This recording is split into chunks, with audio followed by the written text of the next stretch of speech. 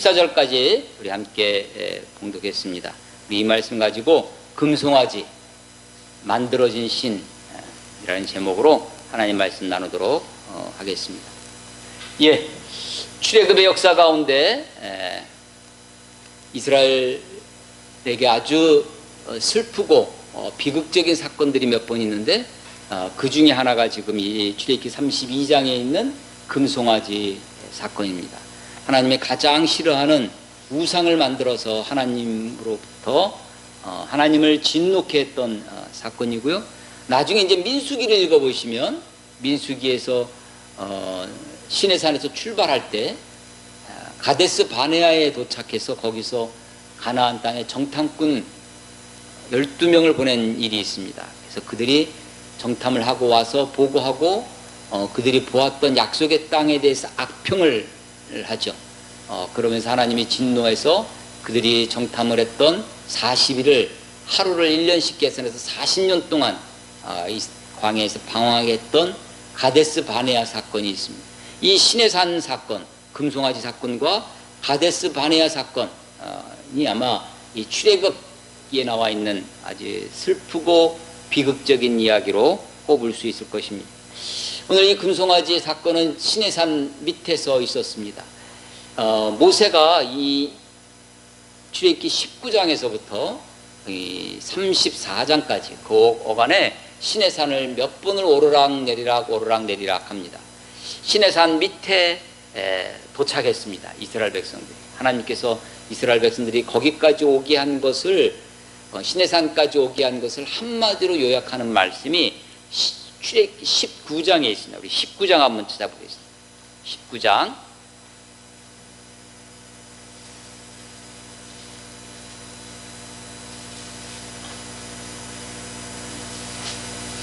19장 4절 보시면 내가 애굽 사람에게 어떻게 행하였습니까? 애굽 사람들에게 10가지 재앙을 내리셨죠. 어떻게 행하였습니까? 내가 어떻게 독수리 날개로 너희를 업어 내게로 인도하였음을 너희가 보았느니라. 독수리 날개로 업어서 인도했다고 하는 것처럼 홍해를 건너고 또 반석을 쳐서 거기서 생수가 나오고 또 만나가 내려서 그들을 먹이시고 하는 그 과정들을 한마디로 독수리 날개로 그렇게 인도하셨다고 합니다.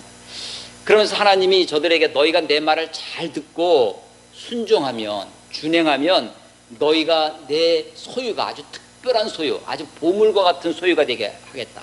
그리고 너희가 여러 열방들 중에 제사장 나라가 되게 하겠다. 그것이 19장 5절 말씀입니다. 세계가 다 내게 속하였나니 너희가 내 말을 잘 듣고 내 언약을 지키면 너희는 모든 민족 중에서 내 소유, 특별한 소유입니다. 아주 보물과 같은 소유가 되겠고 너희가 내게 대하여 제사장 나라가 되어 다른 열방들도 다 하나님께 속한 것이지만 특별히 제사장 나라가 되며 거룩한 백성이 되리라. 너는 이 말을 이스라엘 자손에게 전할지니라. 모세에게 그 말을 전하라는 거예요. 그러니까 백성들이 다 듣고 하나님 우리가 하나님의 말씀 잘 듣겠습니다. 준행하겠습니다 하고 백성들이 막 그렇게 동의했습니다. 그래서 그럼 모세야 너 올라와라. 시내산으로 올라와서 하나님이 언약 체결을 하기 위해서 언약의 내용들을 쭉 말씀하세요. 그 하나님 이것을 시내산 언약이라고 하는데 이 시내산 언약의 대표가 뭐냐면 20장입니다. 10계명이죠. 10계명으로 대표되어지는 그 언약의 내용들 그리고 21장에서 23장까지 이스라엘 백성들이 지켜야 할 소위 시민법이라고 우리가 말을 하는 그 민법의 내용들. 그래서 20장에서도 23장까지 그것이 지켜야 할 백성들이 지켜야 할 언약의 내용들이에요.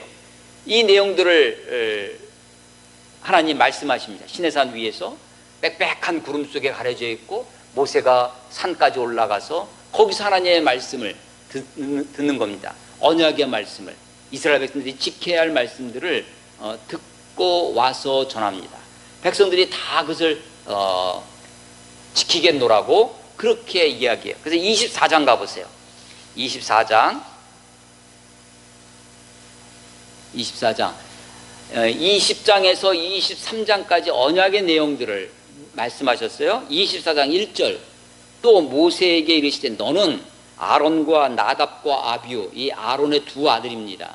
나답과 아비후와 이스라엘 장로 70명, 이스라엘을 대표하는, 이스라엘이 지금 남자만 60만 명, 남자 어른만 또 모두 하면 약 200만 300만 되는 그 사람들을 대표해서 70인의 장로들이 시내산으로 올라옵니다.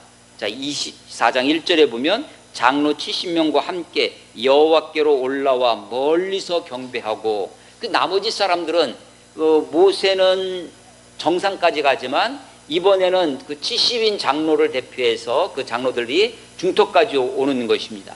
그리고 그 시내산에서 하나님 앞에 그 이미 선포되어졌던 말씀했던 언약들을, 그리고 하나님이 우리들과 언약을 맺는 그 기쁨을 하나님께 예배를 해요. 그 4절, 24장 4절, 모세가 여호와의 모든 말씀을 기록하고 이른 아침에 일어나 산 아래에 제단을 쌓고 이스라엘 12지파대로 12기둥을 세우고 이스라엘 자손의 청년들을 보내어 여호와께 소와 번제와 화목제를 드리게 하고, 이 시내산에서의 이 제단은 특별히 청년들이 번제를 드렸다고 합니다. 청년들이 번제와 화목제를 드렸다고 그래요. 그리고 6절에 보면 모세가 피를 가져다가 그 번제를 드린 그 양, 그 제물의 피를 가지고 6절 반은 양푼에 담고 반은 제단에 뿌리고, 그래서 그 피를 반은 제단에 뿌려요. 그 제단이 속주가 됐다는 것입니다. 피 흘림이 없은즉 사함이 없느니라서 제단이 깨끗하게 됐다는 거예요. 제단이 거룩해졌다는 거예요. 그리고 반은 양푼의 반은 제단에 뿌리고 양푼의 반은 백성들에게 뿌립니다. 사람들에게, 백성들에게 뿌려서 백성들이 거룩해졌다, 백성들이 사죄를 받았다라고 하는 거죠. 그래서 8절 모세가 그 피를 가지고 백성에게 뿌리며 이르되 이는 여호와께서 이 모든 말씀에 대하여 너희와 세우신 언약의 피니라. 이 모든 말씀 20장에서 23절 10계명을 대표한 그런 하나님과의 언약의 말씀들, 그것을 상징해서 피를 뿌리고 언약의 피다라고 하는 것입니다. 그리고 그렇게 하나님 앞에 번제를 드리고 화목제를 드리고 나서 11절 하나님이 이스라엘 자손들의 존귀한 자, 아마도 이 대표로 올라왔던 아론과 나답과 아비후 그리고 70 장로들, 이런 사람들을 얘기하는 거예요. 존귀한 자들에게 손을 대지 아니하셨고, 손을 왜 대지 아니하셨느냐? 아니 시내산에 가까이 오면 죽이겠다고 했는데 지금 그들은 가까이 와도 물론 정상까지는 가지 않았지만 그들을 손을 대지 않았습니다. 그래서 그들이 하나님 앞에, 그들은 하나님을 뵙고 먹고 마셨습니다.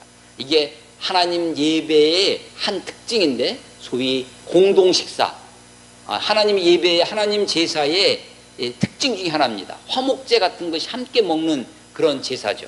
그래서 먹고 마시고 함께 하나님과 그런 시간을 가졌어요. 그리고 나서 12절 하나님이 24장 12절입니다. 여호와께서 모세에게 이르시되 너는 산에 올라가라는 거예요. 내게로 와서 거기 있으라. 내가 그들을 가르치도록 내가 율법과 계명을 친히 기록한 돌판을 내게 주리라. 자, 이제 너희가 아까 20장에서부터는 말로 하신 거예요. 말로. 그런데 이제 내가 그것을 기록한 돌판을 주겠다. 우리가 10계명 돌판이라고 하는 것을 이제 올라와라. 24장에서 그럼 내가 돌판을 주겠노라 라고 해서 올라갑니다. 모세가 올라갔는데 이번에 올라갔을 때는 25장서부터 31장까지 무슨 말씀을 하시냐면 성막, 성소와 지성소, 번제단, 성소 안에 있는 분향단이라든지 혹은 속죄소, 이런 것들에 대한 성막과 성막에 있는 여러 기구들에 대해서 하나님이 그 모양은 어떻게 만들고 재료는 무엇으로 하고 규격은 어떻게 하고 하는 것들, 곧 그 설계도, 그 디자인에 대해서 쭉 말씀하세요.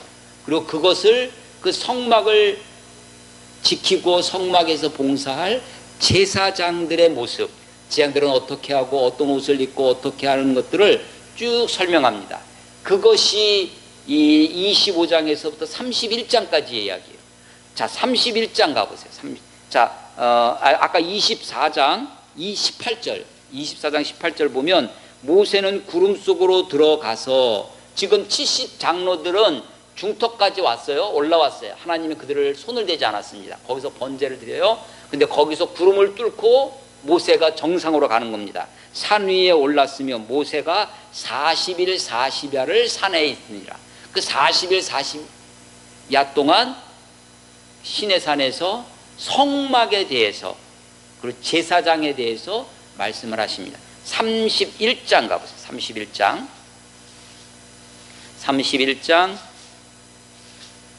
18절 마지막 절. 여호와께서 시내산 위에서 모세에게 이르시기를 마치신 때, 이르시기를 말씀하신 걸 다 마쳤어요.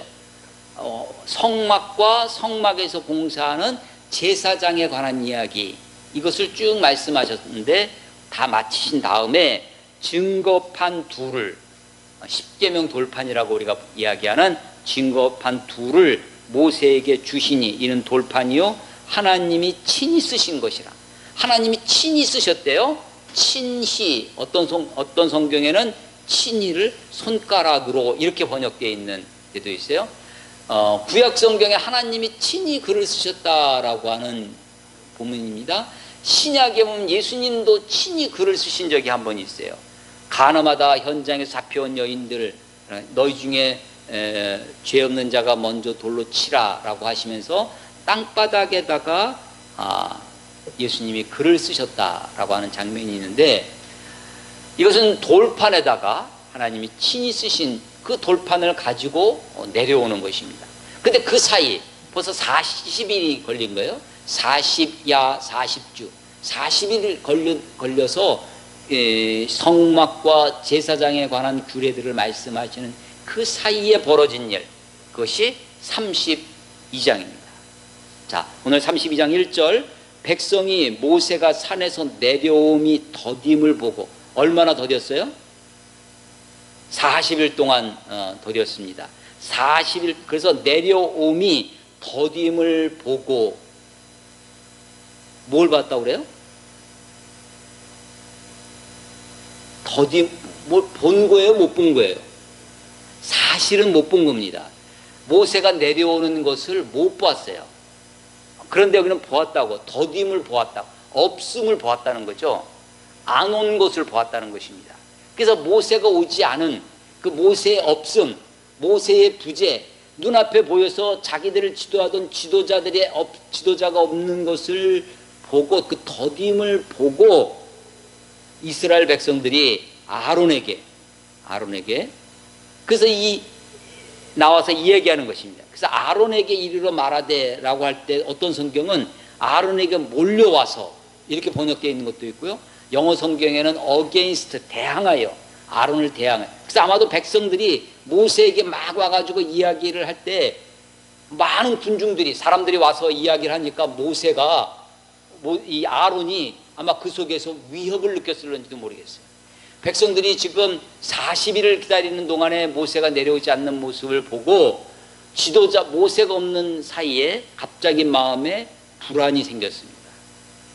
모세에 대한 불신, 하나님께 대한, 그동안은 모세를 따라왔는데 모세가 없어지니까 모세를 통해서 하나님을 보지 못해서 모세를 통해서 하나님 앞까지 나아가는 그 길을 얻지 못한 이들이 그만 1절에 요구하는 것이죠. 일어나라. 누구에게 하냐면 아론에게. 너 왜 그러고 앉아있느냐는 거죠. 지금 우리가 지금 여기까지 와서 시내산까지 와서 모세도 없고 우리가 앞으로 어떻게 될런지 모르는데 그러고 있을 수 있냐. 일어나라. 우리를 위하여 우리를 인도할 신을 만들라. 이 모세 곧 우리를 애굽 땅에서 인도하여 낸 사람은 어찌 되었는지 알지 못하니. 아니, 그들이 홍해가 갈라지는 것을 보았습니다. 10가지 재앙, 장자의 죽음, 만나를 내리시는 그 모든 것을 봤어요. 그런데도 그 모든 것을 모세만 본 거죠. 우리를 인도한 사람, 그 사람만 보는 것이에요. 이 우리를 인도하신 이 하나님을 보지 못했습니다. 그래서 우리를 위하여 우리를 인도할 신을 만들라. 만들어진 신, 사실은 만들어진 것은 더 이상 신일 수 없습니다. 태초에 하나님이 천지를 창조하시니라. 창세기 1장 1절의 말씀인데요. 이 말씀은 다른 말로 하면 창조된 모든 것은 하나님이 아니다 라는 거죠. 만들어지는 그 어떤 것도 신일 수가 없습니다. 참으로 어리석은 것이 사람이 만들어 놓고 사람이 만들어 그것에 절을 하는 거예요. 그것을 섬기는 겁니다. 이것만큼 우스운 어리석은 일이 없을 것입니다. 그래서 우상이라는 말에 우리가 좀 얼뜻 생각하면 우상하면 우스운 상 같아요. 근데 사실은 우상의 그 우자는 그 글자의 뜻은 배우자의 우자입니다. learn 배우는 학습의 그 배우자가 아니라 와이프 아내 배우자 짝배 짝우자예요. 배우자 우자가 짝우자입니다. 짝이 있다는 거예요. 짝이 있다는 거예요. 짝의 상이야. 그러니까 실제 본질이 있어요. 본질이 있는데 그게 모르니까 그것에 짝을 만드는 거예요. 이걸 보고 그것을 알 수 있도록. 그게 우상입니다. 좀 철학적으로 설명을 하면 플라톤의 이데아라는 것이 있어요. 이데아가 본질입니다. 근데 그게 뭔지 몰라. 근데 그 이데아가 현상, 우리 이 땅에 있는 것으로 나타나 있다. 그 현상을 통해서 이데아를 생각하는 그런 거. 그래서 우상이라는 게 이 짝우자. 그래서 한자가 이 우자가 짝우자입니다. 짝. 그래서 짝을 짝으로 만드는 상이에요. 그래서 사실은 그 짝을 통해서 본질을 생각하라는 거예요. 금송아지를 만들었다는 거예요. 그럼 본질이 뭐라는 거야? 송아지. 그래서 그 금이 상징하는 그런 부귀, 영화, 소가 이야기하는 소가 가지고 오는 풍요, 번영, 곡식의 다산 이런 것들을 그게 본질이라는 거죠. 그것을 투영해 놓은 것이 그 금송아지입니다. 물론 이것은 애굽에서 있던 거예요. 농경사회였던 애굽이 아피스라고 하는 황소를 섬기는 것입니다. 그래서 그들은 이 풍요의 본질이 애굽의 풍요의 본질이 이 풍성한 곡식, 이 풍성한 곡식을 가져오는 황소의 신 아피스. 이래서 그 금송아지를 만드는 것이죠. 이것은 우리를 위하여 우리를 인도할 신이에요. 1절에 있는 것처럼 백성들이 우리를 위하여. 그래서요, 사실은 세상의 모든 것이 다 이기적인 거죠. 나도 저 자신을 위해서 살아갑니다. 다 이기적이에요. 세상 모든 사람이 이기적일 것입니다. 어쩌면 하나님도 이기예요. 하나님도 하나님을 위하여, 하나님도 하나님 자신을 위하여, 하나님도 하나님의 이름을 위하여, 하나님도 하나님의 영광을 위하여, 하나님도 이기적일 거예요. 그런데 하나님의 이기와 우리의 이기가 달라요. 그 차이가 뭔가? 그러니까요, 우리는 팔이 안으로 굽어서 이기가 이기적 이기주의예요. 내 입에 밥을 먹음으로써 나를 이롭게 함으로써 나를 이롭게 하려는 이기적 이기주의. 그런데 하나님의 이기는 이타적 이기주의. 하나님이 온 세상을 만드셨어요. 그리고 보시기에 좋았습니다. 하나님은 사랑이시라. 하나님은 본질이 사랑이에요. 하나님은 사랑하사 하나님이 세상을 이처럼 사랑하사 독생자를 주셨으니 하나님은 사랑을 줌으로써 만족하시는 분이에요. 하나님의 이기는 사랑을 베풀고 사랑하심으로써. 그런데 인간의 이기는 이기적 이기, 하나님의 이기는 이타적 이기주의입니다. 우리가 다 자기를 위해 사는 것 같지만 우리는 내 욕망과 내 욕심만을 위하여 사는 그런 좁은 이기주의입니다. 이기적 이기주의. 근데 하나님은 이타적 이기주의. 남을 이롭게 함으로 사랑을 베풀므로써, 사랑을 줌으로써, 자기 아들을 주심으로써 자기를 만족해 하는 이타적 이기주의. 우리를 위하여 우리를 인도할 신을 만들라. 그러니까 이 신은, 이 만들어진 신, 이 금송아지는 사실은 인간 욕망의 표상입니다. 인간 욕망의 덩어리예요. 그런데 그래서 이 욕망의 덩어리는 부패할 수밖에 없습니다. 욕심이 잉태한 즉 죄를 낳고, 죄가 인생한테 사망이 일어나, 그 사망이 일어서 죽은 썩은 부패할 수밖에. 그래서 이 금송아지를 만든 이스라엘 백성들에 대한 하나님의 평가가 몇 번 나오는데요. 그 중에 하나가 7절입니다. 여호와께서 모세에게 이르시되 너는 내려가라. 내가 애굽 땅에서 인도하여 낸 내 백성이 부패하였도다. 지금 하나님이 모세에게 네 백성이다, 너의 백성이다. 아니 하나님이요 내 백성이라고 그랬어요. 모세에게 가서 내 백성을 구해라. 애굽에 가서 my people이라고 하셨던 하나님이 이제 your people, 네 백성이다. 너의 백성이 부패했다고 해요. 심지어 9절에 가시면요, 9절에 여호와께서 또 모세에게 이르시되 내가 이 백성을, this people이에요, 이 백성을 보니 목이 뻣뻣한 백성이로다 라는 거예요. 하나님이 그 백성에 대한 평가를 지금 두 가지 해놨어요. 하나가 뭐냐면 부패했다는 것입니다. 욕망으로, 욕심으로 부패했다는 것입니다. 하나님의 말씀을 듣지 않고 하나님의 말씀 앞에 순종하고 겸손하게 나오지 않고 교만하게 자기 교만으로 자기 욕망으로 가득 차 있는 목이 뻣뻣한 백성이다 라고 하는 것입니다. 한 번 더 나가면 이 32장 25절, 우리 오늘은 14절까지 읽었는데 25절에 보면 모세가 본즉 백성이 방자하니, 방자하다는 것, 이는 아론이 그들을 방자하게 하여 원수에게 조롱거리가 되게 하였습니다. 백성이 방자하다는, 부패했다는 것입니다. 목이 뻣뻣하다는 거예요. 그리고 방자하다는 거죠. 방자하다는 건 뭡니까? 방자하다, 방아, 논다는 거죠. 자기 자세를 놨어요. 자세가 하고 싶은 대로 하는 거야. 지 마음대로 한다는 거죠. 방자한다는 거. 방자한다는 거. 자기 하고 싶은 대로 하는 겁니다.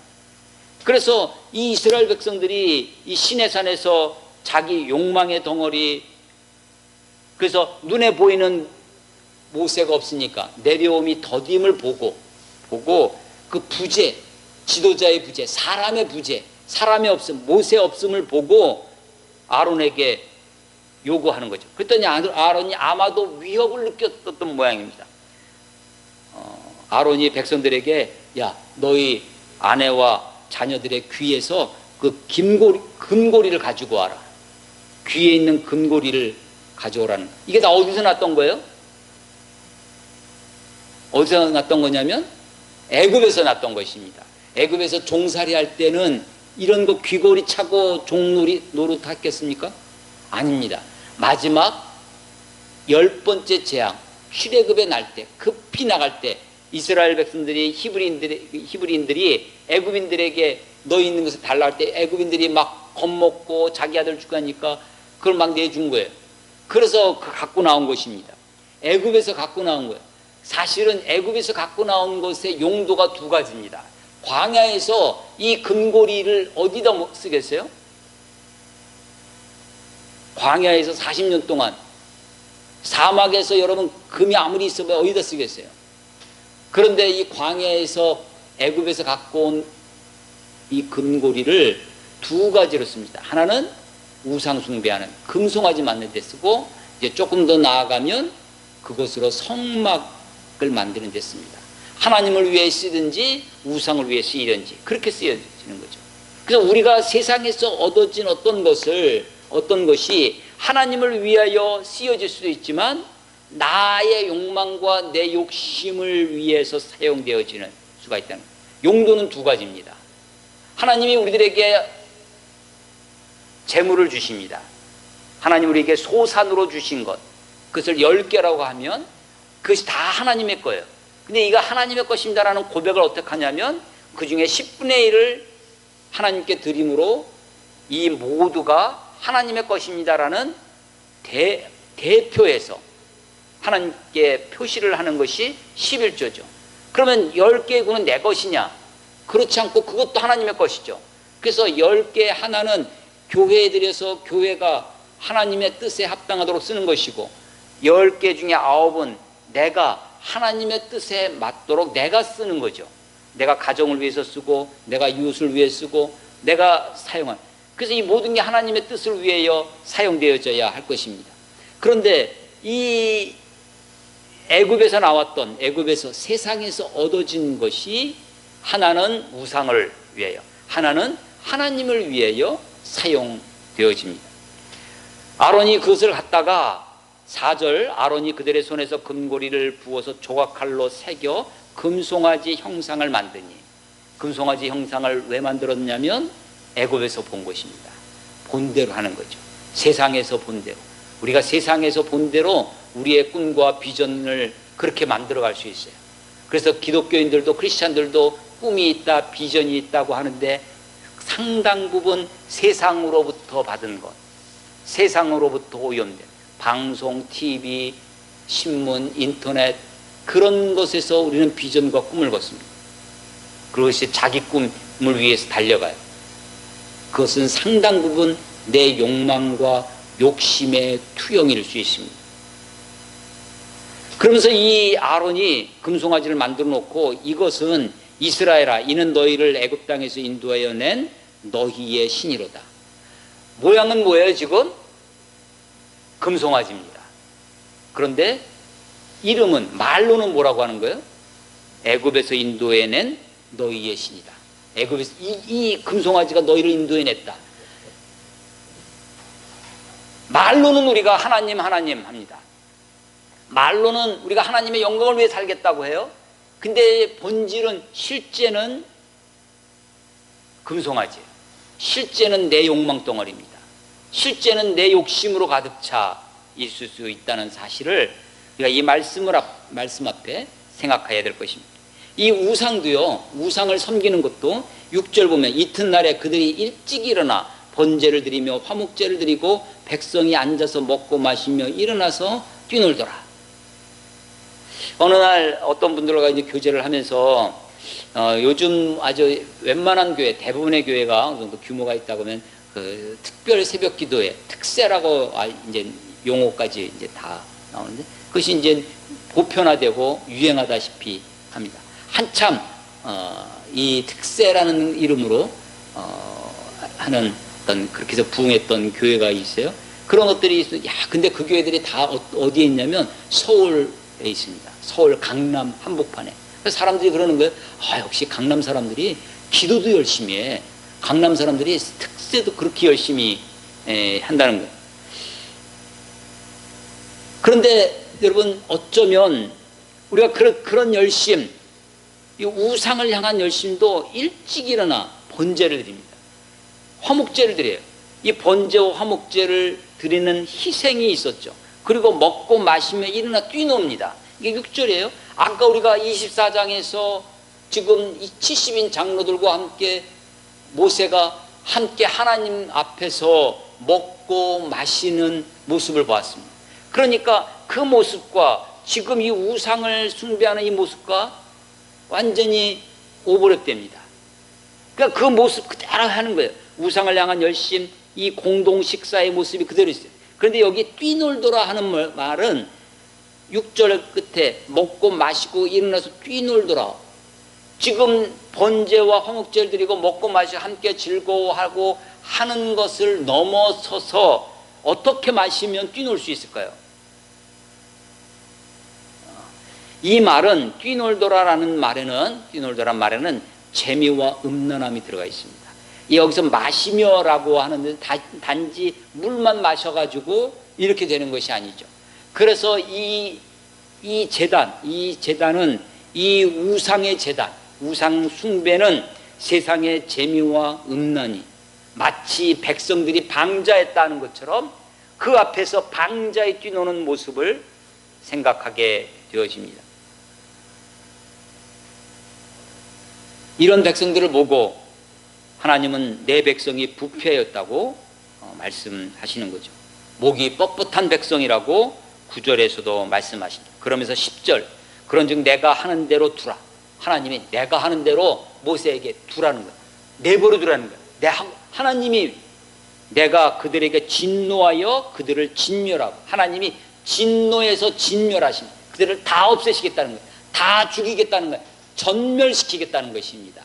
그래서 너로 모세로 하여금 너를 큰 나라로 만들겠다.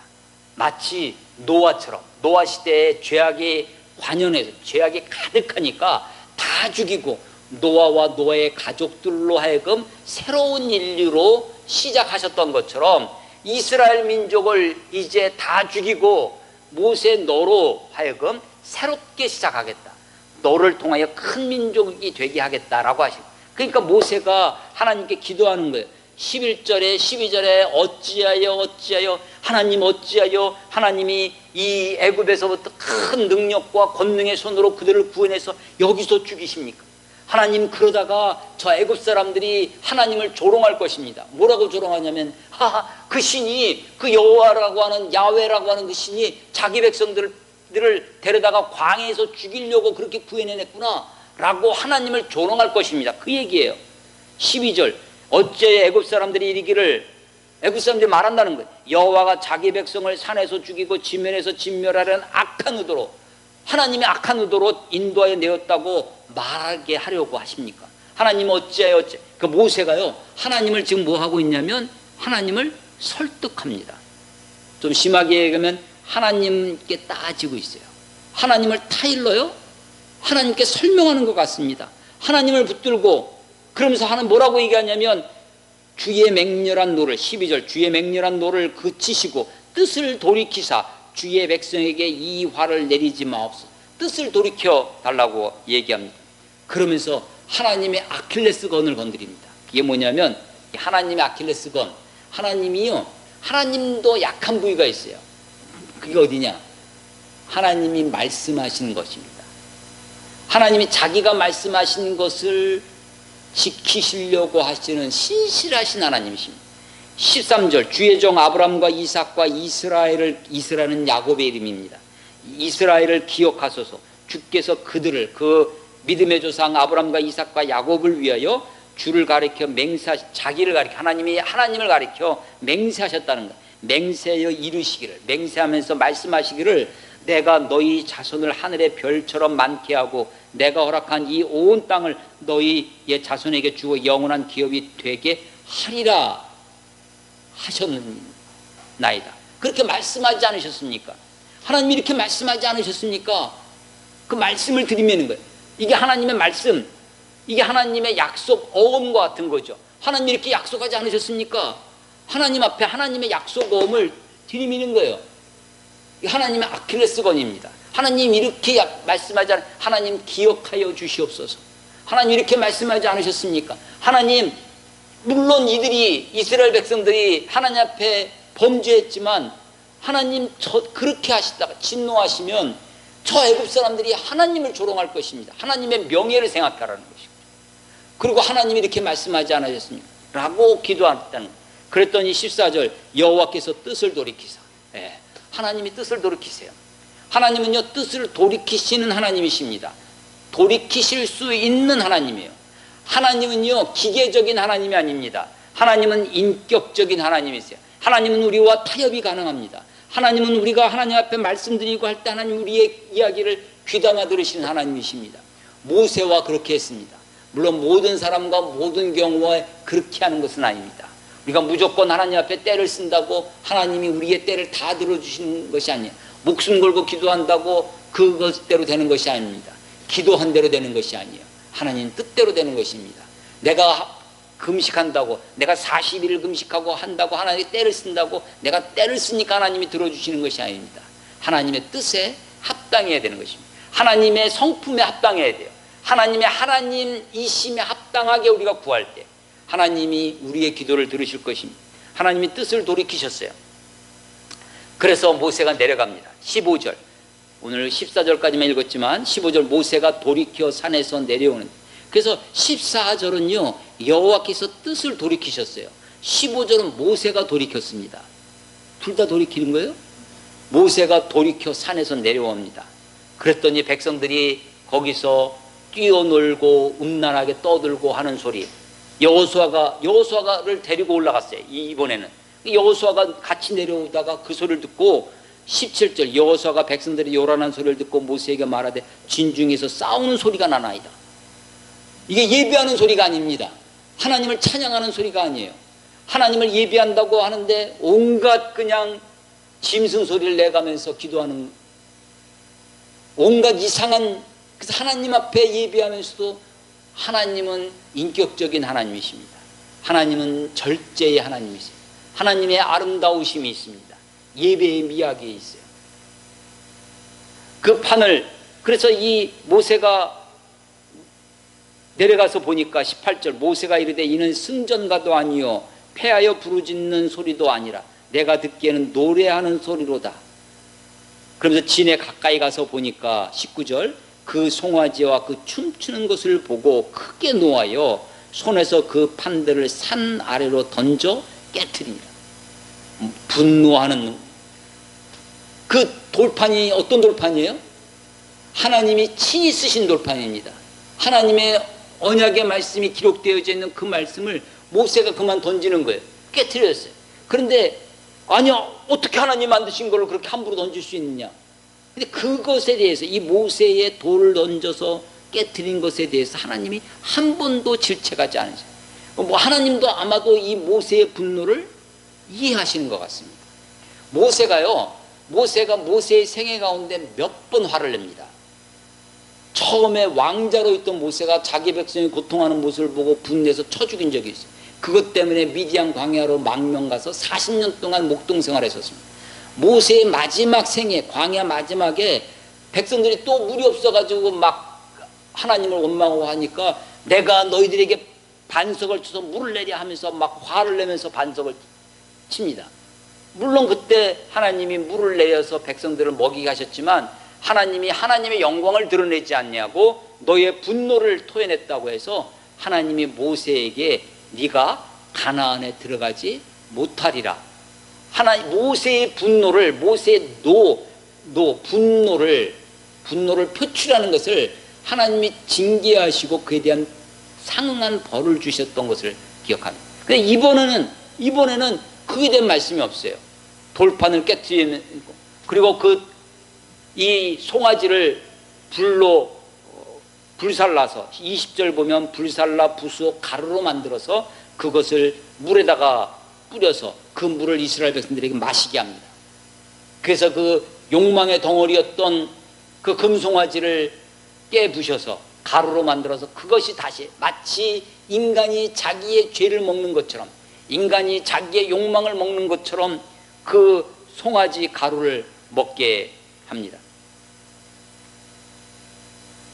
그리고 나서 25절 보시면 모세가 본즉 백성이 방자하니 이는 아론이 그들을 방자하게 하여 원수에게 조롱거리가 되게 하였다. 우상 숭배는요, 궁극적으로 원수의 조롱거리가 되게 하는 것입니다. 하나님을 원수들이 방자히 말하게 하는 것입니다. 마치 이것은요, 다윗이 범죄했을 때, 다윗이 밧세바를 범했을 때 그때 나단 선지자가 하는 이야기와 같습니다. 나단 선지자가 이 원수가 조롱하는 것처럼 나단 선지자가 다윗에게 가서 원수로 하여금 너에게 이 조롱거리로 만들었다고 하는 것과 같습니다. 우리가 죄를 범하면, 특별히 하나님 앞에 우상의 숭배의 죄를 범했을 때 원수의 조롱거리가 될 것입니다. 하나님이 또 모세가 이스라엘 백성들에게 너희 중에 여호와의 편에 있는 사람 나와라 그랬더니 레위 사람이 나왔다. 레위 사람들로 하여금 백성들을 죽이게 합니다. 3,000명가량을 죽입니다. 그 3,000명이 누구를 죽이냐면 레위인이 나왔는데, 레위 지파 사람들이 나왔는데 27절에 보시면 그 형제, 자기의 친구, 자기의 이웃을 죽입니다. 29절 모세가 이르되 각 사람이 자기의 아들과 자기의 형제를 쳤으니, 그러니까요 레위 사람이 나와서 칼을 차고 가서 진중에 사람들을 죽이는데 자기 식구들은 빼고 우상을 숭배한 이 사람들 중에 가까운 친구 빼고 그런 것이 아니라 자기 아들부터, 자기 친구부터, 자기 이웃부터 진중에 있는 사람을 죽였어요. 그러니까 그것을 보고 29절에 오늘 여호와께 헌신하였습니다. 그 일을 헌신이라고 평가합니다. 우리는 우리 사회에서 소위 사정이라고 하는, 숙청이라고 하는 정화라는 것을 하는데 그것이 자기 식구들, 자기 친인척들, 자기 부하들을 건드리지 못하는 거죠. 자기 정화가 안 돼요. 자기 숙청을 못하니까 온전한 헌신이 되지 않는 것입니다. 하나님은 이 모세의 행위를, 레위인의 행위를 헌신이라고 평가하고 29절에 보면 복을 내리시겠다고 합니다. 그리고 나서 모세가 하나님 앞에 나아가 하나님 앞에 간절히 기도합니다. 저들을 용서해달라고. 그 용서의 상징이 뭐냐면 32절에 하나님 저들의 죄를 사하여 주십시오. 만약에 저들을 사하여 주지 않으신다면 나를 당신의 생명책에서, 그 기록된 책에서 내 이름을 지워버리십시오. 자기를 걸고 생명책에 모세 자신의 이름을 걸고 이스라엘 백성들의 사죄를 간구합니다. 하나님이 저들의 죄를 용서해 줘요. 하나님이 마지못해 용서해 줘요. 그러나 그것이 기쁨이 아니었어요. 그래서 33장 1절에 가면, 야 이제 모세야, 이스라엘 백성들을 데리고 이제 내가 약속했던 그 땅으로 올라가라, 가나안 땅으로 올라가라. 그런데 3절 33장 3절에 보면 너무나 황당한 말씀을 하십니다. 너희를 젖과 꿀이 흐르는 땅에 이르게 하려니와 나는 너희와 함께 올라가지 아니하리. 자 모세야, 내가 너희들을 용서했으니까 이제 데리고 올라가라, 가나안으로 가라. 근데 나는 더 이상 너희들이랑 못 가겠다 하는 거예요. 그래서 하나님이 저들과 함께 하지 않겠다는 말씀을 듣고 33장 4절에 보면 백성이 이 준엄한 말씀, 어떤 말씀이에요? 하나님이 함께 하지 않겠다고 하는 말씀, 하나님의 거리두기입니다. 하나님이 이스라엘 백성들, 우상 숭배의 죄에 빠졌던 그들과 하나님이 거리를 두시는 거예요. 하나님의 거리두기입니다. 이것만큼 슬픈 말씀이 없죠. 그래서 백성들이 이 준엄한 말씀을 듣고 슬퍼하여 한 사람도 자기의 몸을 단장하지 않습니다. 그래서 이 슬픔의 표시를 내는 거죠, 온 백성들이. 그래서 하나님이 그러면서 그 슬픔 중에 잠겨있는 모습을 보고 7절 33장 7절 모세가 항상 장막을 취하여 진 밖에 쳐서, 이스라엘이 지금 텐트촌 진을 형성하고 있어요. 그런데 모세가 거기서 장막 하나를, 텐트 하나를 진 밖에 치는 거예요. 그것도 진과 멀리 떠나게 하고 회막이라 이름합니다. 이스라엘 진, 이 진은 어떤 진이에요? 우상 숭배의 진이었습니다. 배반의 진이에요. 부패한 진이에요. 목이 곧은 백성들의 그 진에서 모세가 자기 장막을, 텐트 하나를 진 밖에 치는 겁니다. 그것도 멀리 치는 거예요. 모세의 거리두기입니다. 하나님의 거리두기가 있었어요. 모세의 거리두기. 그 진 밖에 쳤더니 33장 7절에 보면 이 회막, 하나님을 만나겠다는 거예요. 만남의 텐트입니다. 미팅, 더 텐트 오브 미팅이에요. 회막이에요. 모일 회자를 하나님과 만나는 거예요. 여호와를 앙망하는 자는 다 진 바깥 회막을, 그 모세가 진 바깥에 텐트를 치고 장막을 치고 회막이라고 거기 가니까 하나님을 열망하는 사람이 모세를 따라 나오는 거예요. 그랬더니 하나님이 그 구름 기둥으로, 9절 모세가 회막에 들어갈 때 구름 기둥이 내려 회막문에서 여호와께서 모세와 말씀하시니, 그러니까 시내산에서 구름 기둥이 있었어요. 시내산에 빽빽한 구름으로 거기서 하나님과 만나고 십계명을 밑에서 말씀을 듣고 했었습니다. 근데 지금 범죄한 우상 숭배의 그 밑에 백성들이 왔어요.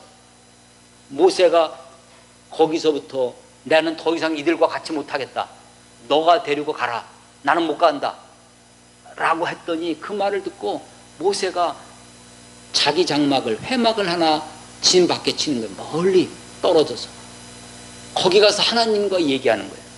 하나님이 거기에 구름 기둥으로 내려서 모세와 말씀하시니, 10절 모든 백성이 회막문에 구름 기둥이 서 있는 것을 보고 다 일어나 자기 장막 문에 서서 예배하며.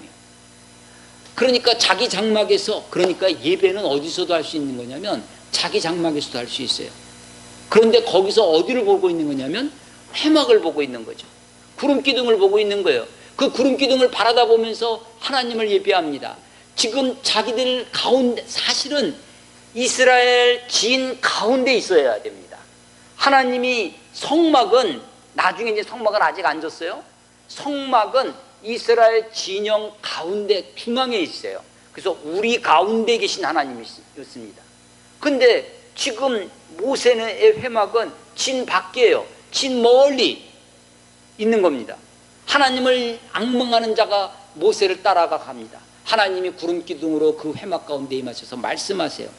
11절 사람이 자기의 친구와 이야기함 같이, 그 구름 기둥에서 말씀하시는 거예요. 여호와께서는 모세와 대면하여 말씀하십니다. 하나님이 대면하여 말씀하세요. 모세는 진으로 돌아오나 눈의 아들 젊은 수종자 여호수아는 회막을 떠나지 아니하니라. 여기 여호수아가 등장하죠. 아말렉 군대와 싸우던 그 군인 여호수아만 있는 것이 아니었어요. 전투에 나가서 목숨 걸고 싸우는 여호수아만 있는 것이 아니라 여호수아가 회막에서 하나님 말씀하시던 그 하나님을 보고 모세는 회막에서 돌아와 진중에 와서 쉽니다. 근데 여호수아는 그 말씀의 자리를 떠나지 않아요. 그 회막에서 회막을 지키는 거예요. 나중에 이 여호수아가 그 말씀의 자리를 지켰던 여호수아가 나중에 모세의 뒤를 이어 이스라엘의 지도자가 되는 것입니다. 모세가 이제 하나님 앞에 기도합니다. 16절, 33장 16절 보면 나와 주의 백성이 주의 목전에 은총 입은 줄을 무엇으로 알리까? 우리가 하나님의 은혜를 받았다는, 은총을 입었다는 것을 무엇으로 알겠습니까? 주께서 우리와 함께 하심이 아닙니까? 나와 주의 백성을 천하 만민 중에 구별하심이 아닙니까? 하나님이 어디에나 계셔요. 그러나 내가 너희와 함께 하겠다. 하나님이 어디에나 계셔요. 그런데 내 이름을 둔 이 성전의 성소에 두겠다. 하나님이 어디에나 계셔요. 근데 두세 사람이 모인 그곳에 있겠다고 하나님이 특화시키죠. 그래서 하나님이 구별하시는 거예요. 은혜를 어떻게 하느냐? 함께 하심을 안다는 거예요. 그런데 지금 황망한, 너희도 데리고 올라가라. 나는 하지 않겠다. 가지 않겠다는 그 말 앞에 모세가 절망하는 거예요. 그런데 거기서 아주 절망하지 않고 하나님과 이야기하는 시간을 갖습니다. 구름 기둥 속에서, 회막에서 무슨 이야기를 나누는지 알 수 없어요. 그런데 친구와 같이 얘기했다고 합니다.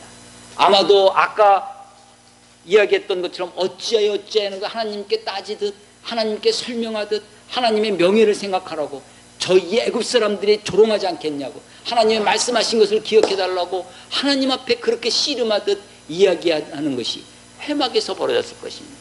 근데 모세는 회막에서 들어와 진중에 있는데 여호수아는 아마도 청년 여호수아였을 것입니다.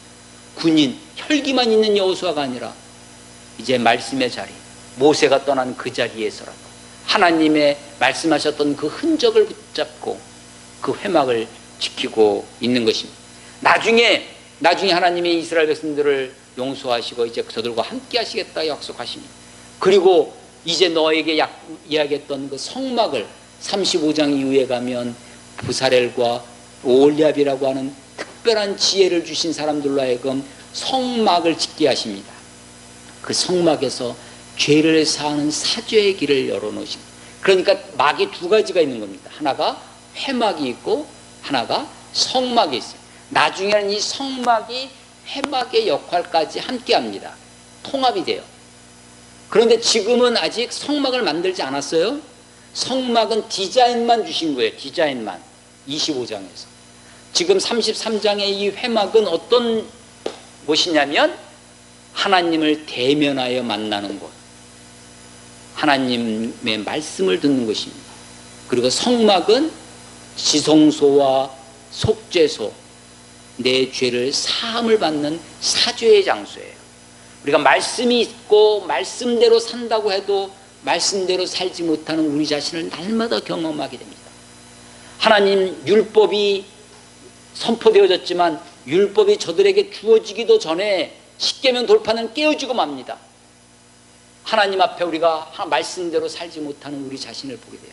날마다 말씀을 붙들고 큐티하고 묵상하고 회막에 살겠다고 하지만 여전히 말씀대로 살지 못하는 우리가 성막에까지 나아가 우리의 죄를 용서해 주시는 주님, 나를 위해 대신 죽으신 예수 그리스도의 보혈의 피가 우리에게 필요하다는 것을 알게 됩니다. 하나님은 여호수아를 주목해 오셨습니다. 여호수아는 회막을 떠나지 아니하더라. 33장 11절에 있는 것처럼 모세는 떠난 회막이지만 남들은 이제 주목해 보지 않는 곳이었지만 그 자리를 지키고 있던 여호수아가 훗날 이스라엘의 지도자가 되는 것입니다. 회막과 성막 사이가 있습니다. 금송아지, 저들의 욕망의 덩어리입니다. 욕정의 도굴입니다. 하나님은 저들을 향해서 부패했더라고, 목이 뻣뻣하다고, 방자하다고 평가합니다. 우리가 다시 말씀 앞으로 돌아야 됩니다. 내 욕망을 내려놓고 내 욕심을 내려놓고 하나님 앞에 우리 자신을 내려놓고 목이 뻣뻣했던 것을 다시 겸손의 자리로, 내 욕심을 내려놓고 말씀의 자리로, 회막의 자리로 돌아와야 됩니다. 하나님이 모세와 친구와 같이 대면하여 말씀하셨다고 하는 것처럼 하나님과 친근히 가까이 하며 주의 말씀에 청종할 때 하나님께서 우리를 다시 한번 우리의 삶을 붙드시고 이끄시며 하나님의 사람으로 우리를 세워주시리라 믿습니다. 다시 한번 주님 그 온전하심 앞에, 거룩하심 앞에 우리 자신을 드리는 저와 여러분이 되시기